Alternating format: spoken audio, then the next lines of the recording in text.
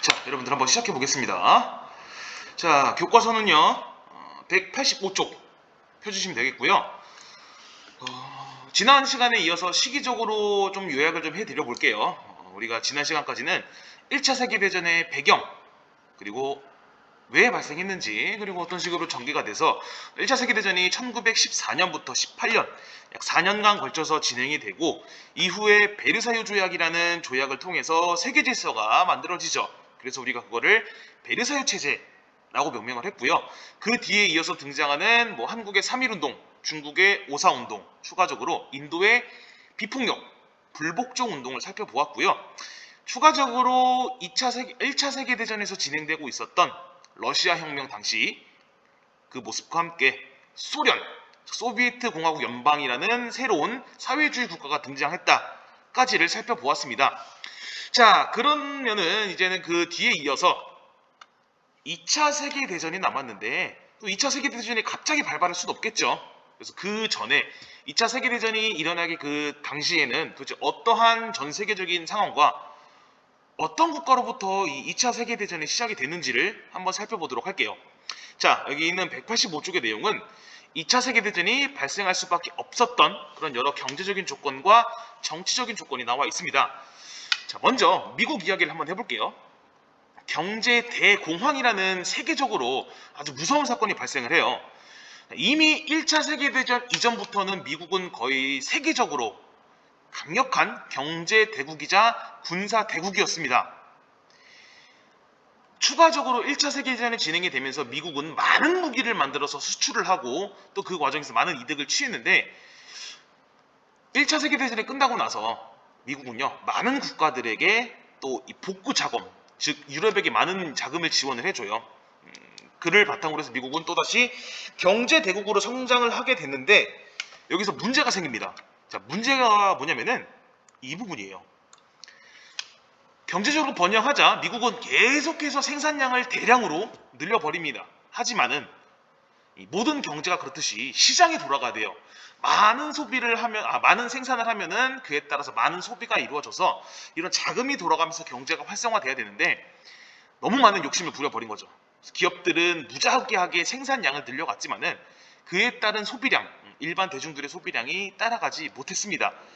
그래서 무작위로 생산하면서 그 생산량은 계속해서 창고에 쌓이게 되면서 내수시장, 즉 경제가 돌아가지 않게 됩니다. 쉽게 말해서 너무 많이 과식을 한 거죠. 본인이 먹을 수 있는 그 양의 한계를 뛰어넘어서 이제 이게 배출도 안 되고 안에서 배탈이 나버린 거예요. 그래서 결국엔요, 미국에서는 1929년, 지금도 이 전 세계적으로 유명한 뉴욕 증권 회사들이 하나 둘씩 붕괴가 되기 시작을 하면서 이게 전 세계적으로 영향을 미칩니다. 그래서 우리가 이제 알고 있는 1929년 정확히 경제 대공황이 발생을 하게 돼요. 자, 많은 회사가 문을 닫고요. 그러다 보니까는 그 회사에게 돈을 빌려준 은행들도 파산하면서 문을 닫게 됩니다. 전 세계 경제에서 가장 우뚝 섰던 미국이 무너지자 주변 국가들도 차례 붕괴가 되기 시작을 합니다. 그래서 나오죠. 이러한 경제 위기는 미국에 의존하고 있던 유럽을 비롯한 여러 아시아 국가들도 붕괴되기 시작을 했습니다. 자, 그래서 이 경제 대공황을 헤쳐나가기 위한 방법에서 여러분들이 이제 많이 들어봤던 히틀러, 전체주의, 나치즘이죠. 그런 인물들이 등장을 하게 돼요. 먼저 이런 시장 기반이나 식민지 기반이 튼튼했던 미국, 영국, 프랑스 이런 국가들은 차례차례 본인들 국가 계획대로 이 경제 대공황을 헤쳐나가요. 미국 먼저 보시면요, 경제 대공황을 미국 대통령은 루즈벨트 대통령입니다. 뉴딜 정책, 새로운 딜을 한다는 정책인데, 직접 정부가 나서서 건축 사업을 하고요, 여러 토목 사업을 진행을 해서 일자리를 잃은 노동자들을 다시 재취업시키면서 내수시장, 즉 경제가 활성화될 수 있도록 많이 만들었어요. 그래서 보시면은 뉴딜 정책이 뭐냐면은 이런 식으로 국가가 직접 경제에 나서서 생산량을 조절하고요, 이런 토목공사, 대규모 공공사업을 벌쳐서 실업자들을 구제하게 됐습니다. 여기서 더해서 노동자들의 기본적인 권리, 이런 것들을 보장을 하면서 경제 대공황으로 많은 실업자, 거의 뭐 한 5명 중에 3, 4명이 실업의 그 고통을 겪었는데, 그런 사람들을 이제 구제하기 시작을 해준 거죠. 오른편에 보시면은 그때 당시 사진이 있죠. 테네시 강유역개발공사, 이런 것들을 직접 국가가 나서서 하게 됩니다. 자, 이게 왜 이렇게 주목받는 내용이냐면요, 자본주의 세상에서 이렇게 국가가 직접 나서서 경제를 통제한다는 것 자체가 조금 어불성설이었죠. 맞지 않은 얘기인데, 근데 요거를 이 자본주의 원칙을 깨고 직접 시장 경제에 국가가 개입을 하게 된 거죠. 실제 미국은요, 이런 식으로 국가가 직접 나서서 해결을 해서 한 10년 정도 안에 이 경제 대공황을 해결을 하게 됩니다. 다음으로 유럽으로 넘어가 보면은 영국과 프랑스는 앞서서 1차 세계대전에서 많은 그 승전국이었죠. 그래서 이미 독일과는 달리 많은 해외 식민지를 확보하고 있었습니다. 이 식민지를 통해서 해결을 하는데, 식민지와 그리고 영국, 프랑스 이 본국 간의 경제적인 유대관계를 결속하게 합니다. 그래서 본인들의 상품은 내수시장에서, 즉 각 국가에서 요게 팔리지 않으니까 이제 식민지에다 판매를 하는 거죠. 근데 이제 이 영국이나 프랑스도요, 세금을 높게 책정을 해서 보호무역이라고 해요.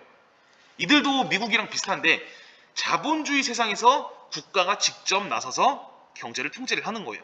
이런 식으로 보호무역을 하면서 영국과 프랑스, 미국은요, 이때 당시에 발생됐던 세계 경제 대공황을 정리하는 모습을 보이게 됩니다. 자, 그래서 대공황이 이런 모습이요, 세계적으로 일어났던 경제공황으로 이런 물가 상승과 임금은 떨어지고요, 실업이 많아지고 살기 힘든 상황이 되죠. 자, 그래서 밑에 보시면은 대공황 시기 사회 모습은 어땠을까? 말 그대로 그냥 실업자들 판판이었습니다. 뭐 일자리 있는 사람들은 식량을 배급하는 노숙자, 보호소에서 몰려들어서 사회가 엄청나게 불안정하면서 많은 범죄가 일어나기 시작을 했습니다. 자, 요것들은 이렇게 미국과 프랑스, 영국 중심의 승전국들이 중심으로 이렇게 돼서 많은 해결을 받고요. 186쪽으로 넘어가 보면은 이제 1차 세계대전에서 상대적으로 이제 기반이 약해졌던 독일이나 이탈리아 이런 패전국들은 어떤 식으로 이거를 해결했냐면요, 바로 전체주의 국가가 등장을 해요. 자, 첫 번째 주에 나오죠. 식민지가 적고 경제 기반이 약했던 독일, 이탈리아. 어찌됐든 간에 1차 세계대전에서 패전국이어서 우리가 지난 시간에 그 베르사유 조약을 봤었죠. 거기서 독일의 모든 식민지가 강탈당했죠. 그래서 이런 경제 기반이 취약해져서 이런 경제 대공황이라는 불안을 틈타서 전체주의 세력이 등장을 합니다. 전체주의. 자, 또 다른 새로운 세력이 등장을 하죠. 여기서 대표적으로 뭐 이탈리아의 무솔리니, 그리고 독일의 나치라는 인물들이 등장을 하게 되는데, 자, 전체주의는 그럼 뭐냐? 이런 말이에요. 개인의 모든 활동은 국가를 위해서 통제한다는 거예요. 일종의 좀 독재 체제죠. 대표적으로 이탈리아 파시즘, 독일의 나치즘이 대표적인데, 민족이나 국가의 이익을 최우선으로 내우게 되면서 개인의 희생을 강요하는 일종의 독재 체제였습니다. 자, 그래서 굉장히 많이들 알고 있는 2차 세계대전의 시작이 여기서부터 된다고 보시면 돼요. 자, 세계적으로 유명했던 거는 전체주의가 이탈리아, 그리고 독일, 그리고 우리나라 근처에 있었던 일본인데, 자, 이탈리아 먼저 한번 봐볼게요. 이탈리아는요, 이 대공황을 헤쳐나가기 위해서 무솔리니라는 인물이 등장을 합니다. 이 파시스타, 그 정치 단체 이름이에요. 뭐 우리나라 민주통합당, 사회민주당 이런 것처럼. 자, 파시스당이 정권을 장악을 했습니다. 그래서 자유를 억압하면서 국가, 즉 민족을 위해서 일반 대중들이나 개인들의 자유를 억압하는 독재를 시작하죠. 자, 독일은요, 그 가운데서 히틀러가 이 나치스라는 정당 인기를 얻고 최고 지도자가 되면서 독재 체제를 하게 됩니다.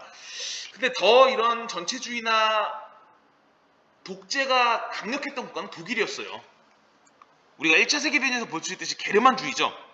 게르만주의 앞서서 유대인을 학살하고 박해하는 인종차별 정책을 펼치면서 많은 문제를 일으켰죠. 반면에 일본에서는요, 군국주의, 군사가 정권을 잡는 군국주의가 등장을 하면서 이렇게 독재 정치를 막 하게 됩니다. 자, 그래서 세 가지 조건: 이탈리아의 파시스트, 히틀러의 나치, 그리고 일본의 군국주의. 요게 대표적으로 전체주의 국가라고 보시면 돼요. 그래서 2차 세계대전은 이 전체주의 국가들의 침략으로 전쟁이 시작이 되게 됩니다. 자, 그러면 여기 있는 뭐 파시스나 나치스가 도대체 뭔지 우리가 그 영상을 통해서 한번 간단하게 살펴보도록 할게요.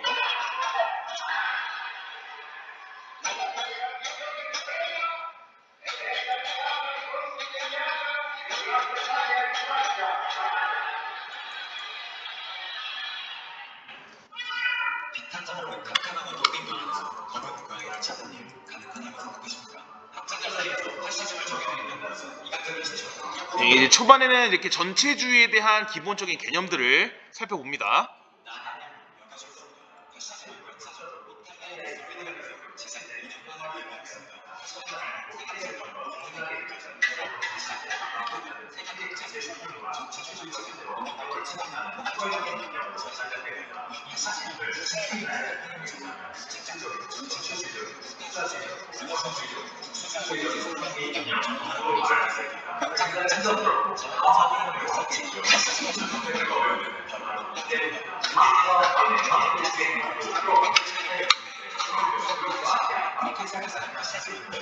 자, 방금 봤던 거는 요 맨 오른편은 왼편은 이탈리아, 요건 독일, 이건 일본의 전체주의를 말합니다.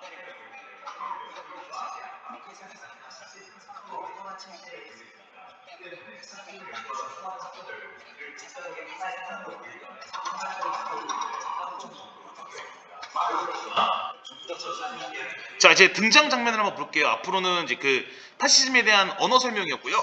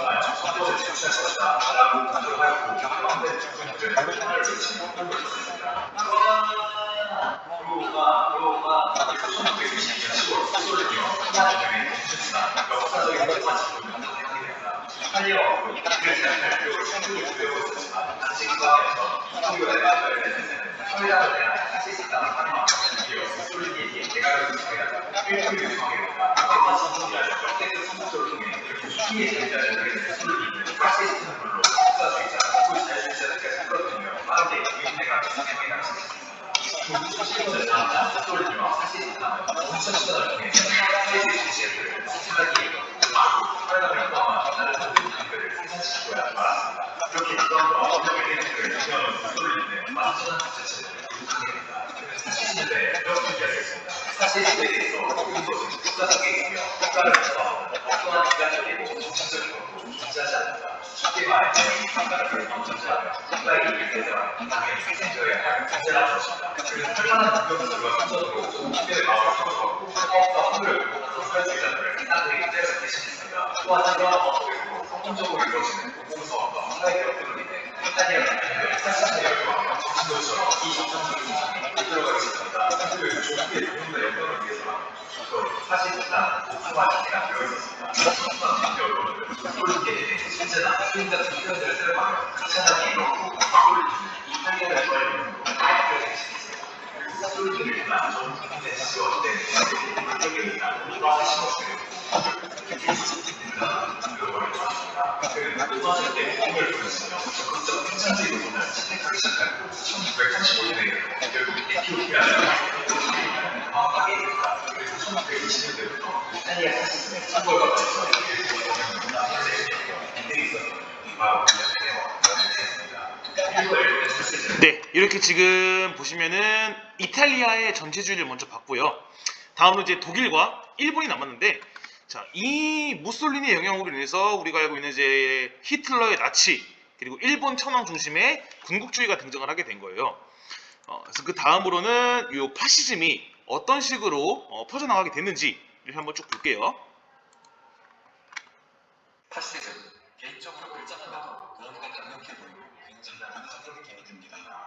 원래는 생각해보니까 그런 악적한 생각이 들릴 수 있고 사실 글자만 굉장히 무화함을 가지고 있었습니다. 단단히 단단히 되고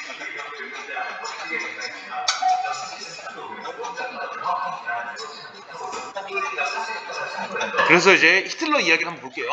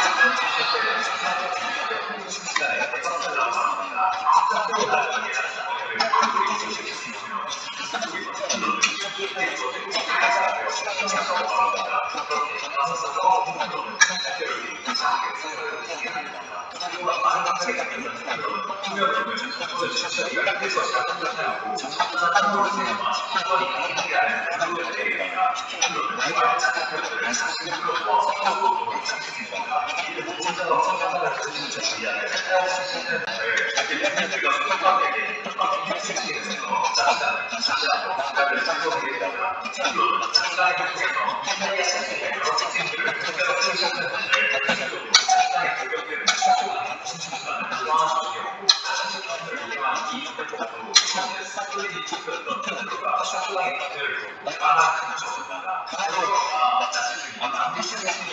수상이라 할지라도 1970년대 철강사에는 혈관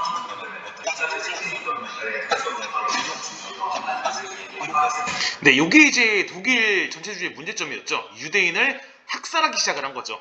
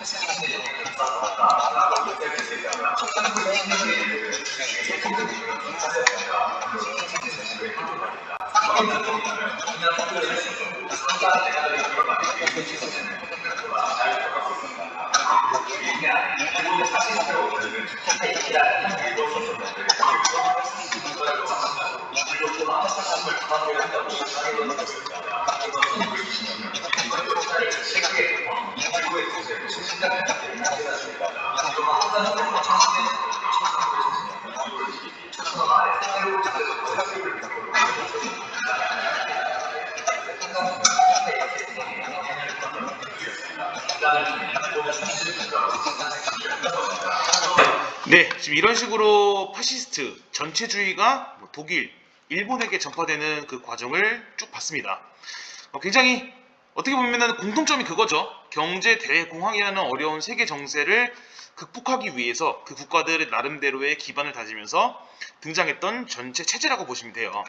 자, 그래서 이들은요, 이해관계가 맞아서 독일, 이탈리아, 일본이 동맹을 맺고 본격적으로 침략 전쟁을 하게 돼요.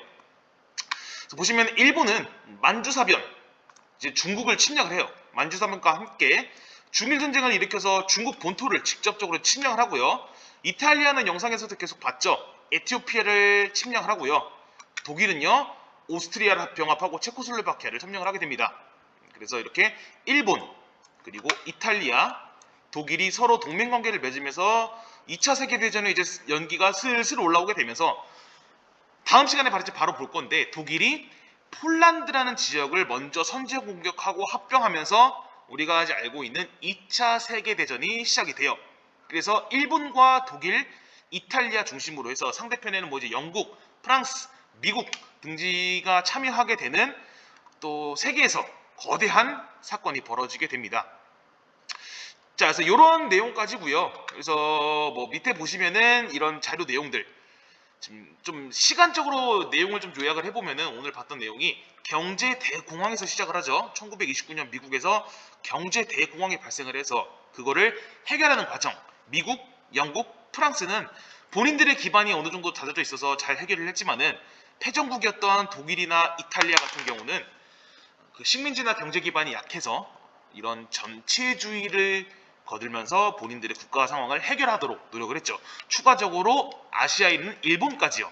그래서 여기서 2차 세계대전이 시작이 된다는 부분, 이렇게까지가 오늘 봤던 내용이고요. 전체주의 성격은 바로 그거죠. 국가나 민족의 이익을 위해서 개인의 희생을 강요하고, 추가적으로 독일에서 등장했던 그런 인종주의, 그래서 유대인의 학살을 통해서 본인들의 우월성을 드러내려는 그런 많은 자행을 하게 되죠. 그래서 여기까지가 딱 이제 오늘 볼 내용이고요. 이제 다음 시간에는 이를 통해서 진행되게 되는 2차 세계대전의 내용을 살펴보도록 하겠습니다.